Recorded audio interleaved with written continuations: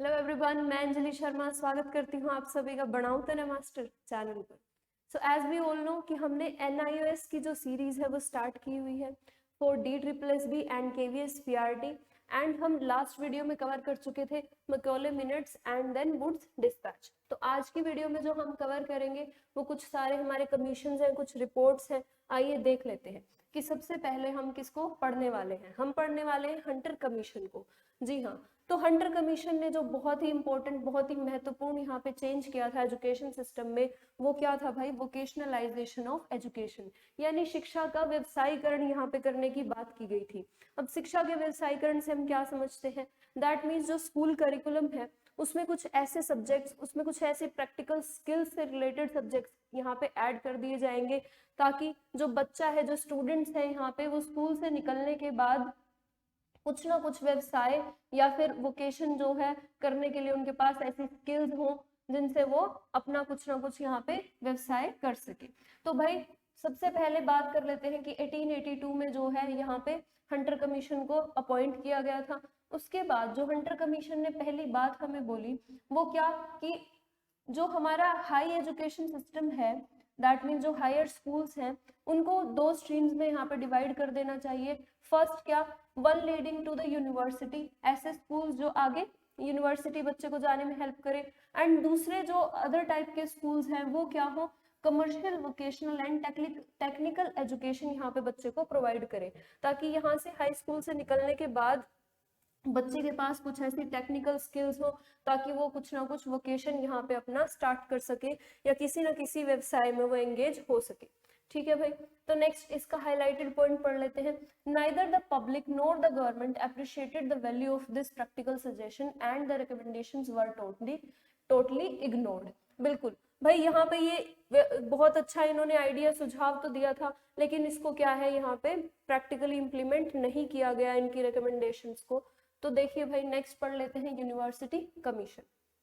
University commission ने क्या बोला कि जो स्कूल्स हैं under the control of university, यानी कि अगर हमें अपनी हायर एजुकेशन को, जो यूनिवर्सिटी लेवल पे हायर एजुकेशन हो रही है, उसको अगर क्या करना है, यहाँ पे इम्प्रूव करना है, तो हमें क्या करना पड़ेगा भाई? हमें जो स्कूल्स हैं उनको अच्छे से रेगुलेट करना पड़ेगा। और उनको कौन रेगुलेट करेगा? उनको यूनिवर्सिटीज के अंडर वो यहाँ पे काम करेंगे एक तरह से। तो सबसे पहली बात हम जान लेते हैं कि 1902 में यूनिवर्सिटी कमीशन को अपॉइंट किया गया था। उसके बाद जो हाईलाइटेड पॉइंट हमारा क्या है कि स्ट्रिक्ट एंड सिस्टमैटिक सुपरविजन किया कॉलेजेस का भी, और यहाँ पे जो हमारे स्कूल्स हैं उनका भी। किसने? यूनिवर्सिटी कमीशन ने। यानी जो एफिलिएशन वगैरह की जो टर्म्स थी, जो कंडीशंस थी, उनको काफी ज्यादा स्ट्रिक्ट बना दिया गया। उनको काफी ज्यादा सुधार लाने के लिए यहाँ पे ऐसी ये जो चीजें काफी ज्यादा स्ट्रिक्ट रूल्स फॉलो किए गए। ठीक है भाई, और जो सेकेंडरी स्कूल्स थे were brought under the control of universities. बिल्कुल भाई, यहाँ पे कॉलेजेस को भी और जो हमारे सेकेंडरी स्कूल्स थे उनको भी यूनिवर्सिटीज के अंडर यहाँ पे जो है रेगुलेट करने की बात की गई थी। नेक्स्ट हम पढ़ लेते हैं भाई सैडलर कमीशन। देखिए, वैसे ये कमीशन जो है काफी ज्यादा डिटेल्ड दिए होते हैं, और इनके हमें पूरी डिटेल नहीं पढ़नी है क्योंकि NIOS में हमें ये बहुत ही शॉर्ट फॉर्म में दे रखे हैं। तो हम यहीं से इनके हाईलाइटेड जो पॉइंट्स हैं वो हम यहाँ पे पढ़ रहे हैं। ठीक है भाई, नेक्स्ट हम देख लेते हैं क्या, सैडलर कमीशन। सैडलर कमीशन ने क्या प्रपोज किया? Intermediate colleges. सैडलर कमीशन ने बोला कि भाई जो हमारी सेकेंडरी एजुकेशन है, जो सेकेंडरी लेवल पे एजुकेशन बच्चों को दे रहे हैं, ठीक है, उसको हमने इम्प्रूव किया था। किसके लिए? यूनिवर्सिटी लेवल पे जो बच्चों को एजुकेशन मिल रही है, हायर एजुकेशन मिल रही है, उसको इम्प्रूव करने के लिए। अब इन्होंने यहाँ पे क्या बोला कि जो हायर एजुकेशन है उसको हम क्या कर देते हैं? बाइफरकेट कर देते हैं, यानी उसको दो पार्ट्स में यहाँ पे क्या कर देते हैं? डिवाइड कर देते हैं, बाइफरकेशन करना उसका। ठीक है, at the intermediate examination rather than at the matriculation examination. अब भाई पीछे हमने पढ़ा था कि जो हाई स्कूल्स हैं उनको दो पार्ट्स में डिवाइड कर देना चाहिए। दैट मीन्स एक ऐसे स्कूल जो आगे जाके बच्चे को यूनिवर्सिटी लेवल की पढ़ाई में हेल्प करे, और दूसरे जो वोकेशनल या फिर टेक्निकल एजुकेशन बच्चे को यहाँ पे दे। लेकिन जो सैडलर कमीशन है उसने क्या बोला कि हाई जो स्कूल्स को यहाँ पे बाइफरकेट करने के बजाय हम उनको इंटरमीडिएट लेवल पे ही क्या कर दे, यहाँ पे बाइफरकेट कर दे, ठीक है भाई। तो उनको क्या बना दे, बाइफरकेट करके इंटरमीडिएट कॉलेजेस बना दे। दैट मीन्स ये किसके सपोर्ट में थे कि भाई अगर आगे बच्चे को साइंस लेनी है, उसको मेडिसिन पढ़नी है या फिर उसको इंजीनियर बनना है, तो यानी उसको काफी ज्यादा छोटे लेवल से ही उस स्ट्रीम में उसको क्या कर दो, डाल दो, ठीक है भाई। तो board of secondary and intermediate education को यहाँ पे क्या किया गया, अलग से एस्टेब्लिश किया गया, और ये कॉन्सेप्ट लेके आए 10+2 स्टेज या फिर जो हम बोलते हैं जूनियर कॉलेजेस को, ठीक है। आजकल भी शायद उत्तर प्रदेश वगैरह जो स्टेट्स हैं उनमें जूनियर कॉलेजेस बोला जाता है। तो ये जो सारा 10+2 का जो कॉन्सेप्ट था, जूनियर कॉलेज का कॉन्सेप्ट था, ये कौन लेकर आया था भाई, सैडलर कमीशन ये कॉन्सेप्ट पूरा लेकर आया था, ठीक है। नेक्स्ट हम देख लेते हैं कि जो इंटरमीडिएट क्लासेस थी, यानी जो इंटरमीडिएट कॉलेज इन्होंने बनाने की बात की, उनको अटैच कर देंगे किससे, हाई स्कूल से, and setting up of the board of education to control the high school and intermediate education. बिल्कुल, अब भाई ये सारी जो चीजें हो रही हैं यहाँ पे, ये पूरे सिस्टम को मैनेज करने के लिए, पूरे सिस्टम को रेगुलेट करने के लिए हो रही है। क्यों, ताकि बच्चा जो है वो इंटरमीडिएट लेवल पे है, बाद में वो हाई स्कूल में जाएगा, उसके बाद वो कॉलेज में जाएगा, तो वहां से उसको स्ट्रीमलाइन करने की बात यहाँ पे की जा रही है। मतलब इंटरमीडिएट लेवल से ही उसको यहाँ पे एक तरह से स्ट्रीम चूज करवा देने की बात की जा रही है कि भाई अगर उसको आगे हायर स्टडीज करनी है, उसको रिसर्च वगैरह करनी है, तो वो यूनिवर्सिटी लाइन के कोर्सेज में यहाँ पे बच्चा जो है जल्दी से जल्दी एनरोल हो। और अगर उसको टेक्निकल एजुकेशन में जाना है, कोई प्रोफेशनल कोर्सेज करने हैं, वोकेशनल एजुकेशन अगर में उसको जाना है, तो स्टार्टिंग से ही उसको यहाँ पे जो है वही एजुकेशन, उसी तरह के टाइप की एजुकेशन यहाँ पे दी जाए। नेक्स्ट हम बात कर लेते हैं भाई किसकी, सप्रू कमेटी की। इसमें जो हमारी सप्रू कमेटी है वो 1934 में अपॉइंट की गई थी भाई। सबसे पहली बात तो 1934 में इसको अपॉइंट किया गया specially by the UP government. और इन्होंने क्यों इसको अपॉइंट किया था, क्योंकि जो यूपी गवर्नमेंट है वो उत्तर प्रदेश में अनएम्प्लॉयमेंट का कारण यहाँ पे जानना चाहती थी, क्योंकि इतनी ज्यादा अनएम्प्लॉयमेंट उस टाइम पे उत्तर प्रदेश में थी। तो भाई सप्रू कमेटी ने क्या बोला कि जो वोकेशनल कोर्सेज आपने स्टार्ट किए हैं ना, जो वोकेशनल कोर्सेज यहाँ पे स्टार्ट करने की बात की जा रही थी, उनको क्या कर दो, डाइवर्सिफाइड कर दो, उनको काफी ज्यादा एक वाइड जो है बच्चे को ऑप्शंस दो, काफी ज्यादा वाइड ऑप्शंस दो यहाँ पे बच्चे को, ताकि वो बहुत सारे ऑप्शंस उसके पास हो, तो जिस वोकेशन में उसका जाने का मन करे वही वोकेशन जो वो है चूज कर सके। और एग्जामिनेशन, अब भाई सप्रू कमेटी ने क्या बोला कि जो हमारा एजुकेशन सिस्टम है ना, वो बच्चों को यार प्यूपिल्स यानी जो स्टूडेंट्स है उनको क्या करता है, सिर्फ यहाँ पे डिग्री दे देता है, और उनको कोई भी यहाँ पे ऐसी स्किल्स नहीं दे रहा है ताकि वो बच्चे जो है आगे किसी वोकेशन में क्या कर सके, एंगेज हो सके, यानी किसी व्यवसाय में बच्चा यहाँ पे कोई उसके पास ऐसी स्किल्स नहीं है, सिर्फ बुकिश नॉलेज उसके पास है, और वो यहाँ पे कुछ भी व्यवसाय में या फिर किसी भी वोकेशन में एनरोल नहीं हो पा रहा है आगे जाके। फिर भाई नेक्स्ट हम बात कर लेते हैं अबॉट वुड रिपोर्ट। भाई ये दो अलग अलग इंसान थे ये दो, और इन दोनों के नाम पे जो है इस रिपोर्ट का नाम रखा गया है। अब यहाँ से जो सबसे महत्वपूर्ण एक पॉइंट है वो क्या है कि जो अबॉट वुड रिपोर्ट थी, उसने जो आजकल हम पॉलिटेक्निक के कॉलेजेस देखते हैं, तो उसका आइडिया कौन लेकर आया था भाई, अबॉट वुड रिपोर्ट लेकर आई थी, ठीक है। Abbott and Wood were invited in 1936, 1936 की ये बात है, जब इन्होंने अबॉट एंड वुड को यहाँ पे इनवाइट किया गया ताकि ये गवर्नमेंट को एडवाइस कर सके, क्योंकि हमारे यहाँ पे बेरोजगारी बहुत ज्यादा बढ़ रही थी उस टाइम पे, बहुत ज्यादा थी, और क्या है ताकि वोकेशनल एजुकेशन से उस अनएम्प्लॉयमेंट को क्या किया जा सके, एड्रेस किया जा सके। So a new type of technical institutions called polytechnic came into existence. बिल्कुल, तो भाई अगर आपसे पूछा जाए कि भाई जो पॉलिटेक्निक इंस्टीट्यूट्स हैं वो किसकी देन है, तो वो देन है किसकी, अबॉट वुड रिपोर्ट की।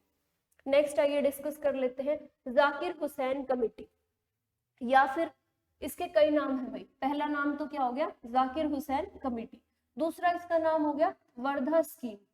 वर्धा एक जगह है यहाँ पे गुजरात में, वर्धा स्कीम 1937, या फिर बेसिक एजुकेशन 1937।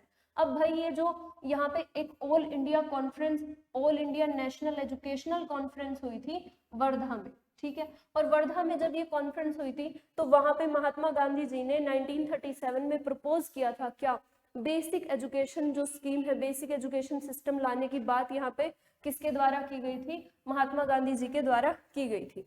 बिल्कुल भाई। तो महात्मा गांधी जी ने क्या बोला? सबसे पहले तो इन्होंने बोला कि जो बच्चा है उसको कंपल्सरी एंड फ्री एजुकेशन दी जाए यहाँ पे 7 ईयर्स तक के जो बच्चे को, और कौन सी लैंग्वेज में? मदर टंग में। This is very very important point भाई, कि भाई जो बेसिक एजुकेशन सिस्टम आया था, बेसिक एजुकेशन स्कीम आई थी 1937 में जो आई थी, या फिर उसी को हम वर्धा स्कीम भी बोल सकते हैं, तो उसमें क्या बात की गई थी कि जो बच्चा है उसको एजुकेशन दी जाए कौन सी लैंग्वेज में? मदर टंग में। देखो भाई, सबसे पहले यहाँ पे किसी ने बात की है कि जो बच्चा है उसको उसी की लैंग्वेज में यहाँ पे सिखाने को, कॉन्सेप्ट्स को सिखाया जाए, उसी की लैंग्वेज में उसको स्कूल में पढ़ाया जाए। तो ये तो हो गया हमारा एक जो है इम्पोर्टेंट पॉइंट। नेक्स्ट हम देख लेते हैं कि इसमें हमारा इम्पोर्टेंट पॉइंट क्या है। नेक्स्ट जो इम्पोर्टेंट पॉइंट बेसिक एजुकेशन ने बोला, वो क्या बोला गांधी जी ने? कि जो बच्चे की एजुकेशन है यहाँ पे, जो स्पेशली प्राइमरी एजुकेशन है, उसको किसी प्रोडक्टिव जो वर्क के अराउंड पूरा क्या किया जाए, उसको अरेंज किया जाए, किसी प्रोडक्टिव या फिर किसी मैनुअल वर्क के अराउंड। अब भाई क्या हो सकते हैं प्रोडक्टिव या मैनुअल वर्क?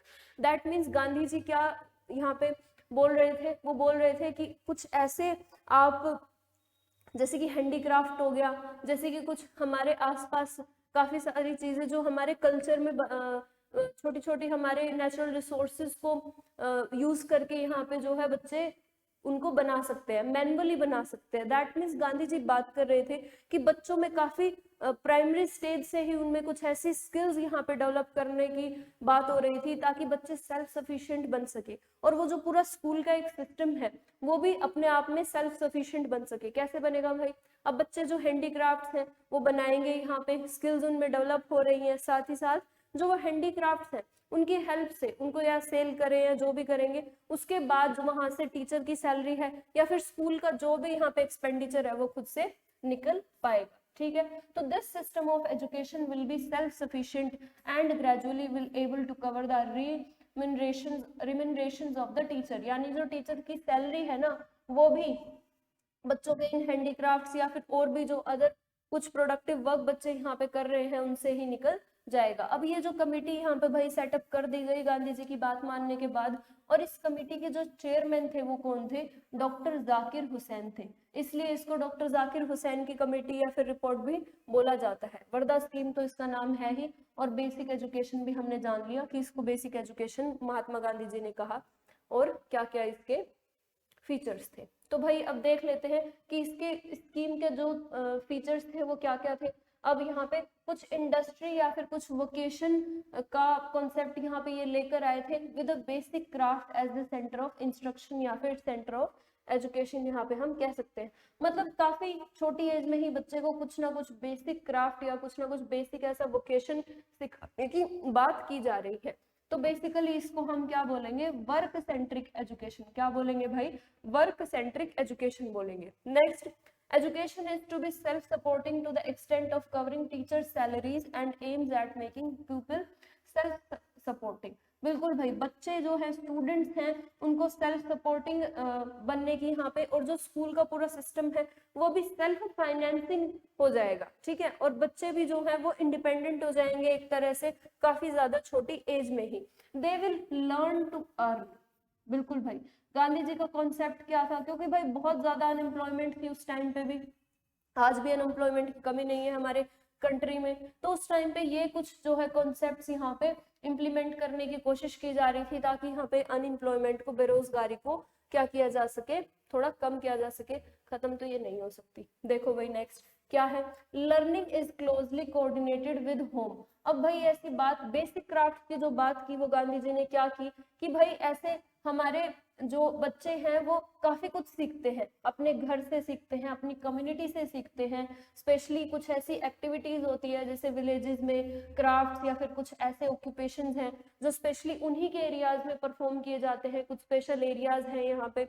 तो भाई वहां से बच्चे जो भी उन्होंने सीखा है वो उनको रिसोर्सेज प्रोवाइड करेंगे, and they will make those resources का यूज करके वो एक यहाँ पे कुछ ना कुछ प्रोडक्टिव बनाएंगे, और फिर उसको सेल वगैरह करके जो है स्कूल का पूरा यहाँ पे एक्सपेंडिचर निकल जाएगा।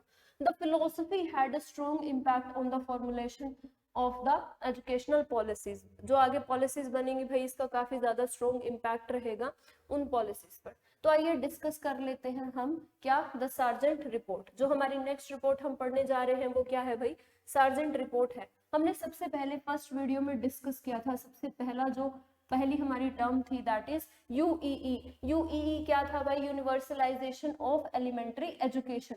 अब भाई जो हमारी प्राथमिक शिक्षा है उसका सार्वजनिकरण करने की यहाँ पे बात की गई थी।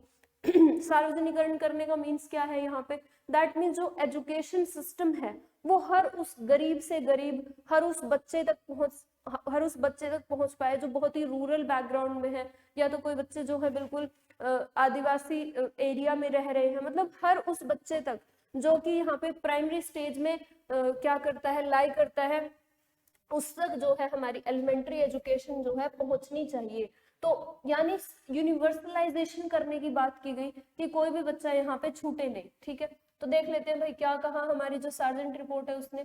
Central advisory board of education prepared a comprehensive report on educational development after the world war. अब भाई यहाँ पे जो है सेंट्रल एडवाइजरी बोर्ड बना दिया गया, किसके लिए, एजुकेशन के लिए। और उसने एक काफी जो है कॉम्प्रिहेंसिव यानी एक ऐसी रिपोर्ट जो काफी ज्यादा लेवल्स को, एजुकेशन सिस्टम के ऑलमोस्ट सारे लेवल्स को ये क्या कर रही थी, कवर कर रही थी। तो इसका नाम क्या रखा गया भाई, सार्जेंट रिपोर्ट 1944 या फिर 19 जो है 44। अब भाई क्या बोला इसने, it visualised a system of education with pre primary education. देखो भाई प्राइमरी से पहले का कॉन्सेप्ट यानी प्री प्राइमरी एजुकेशन का कॉन्सेप्ट ये लेकर आए 3 से 6 साल के बच्चों के लिए। ठीक है, बिल्कुल। फिर उसके बाद यूनिवर्सल जो एजुकेशन है भाई उसको यूनिवर्सल करने की बात कही गई, कंपल्सरी एंड फ्री। बिल्कुल, ये सारे टर्म्स बहुत अच्छे से देखेंगे भाई।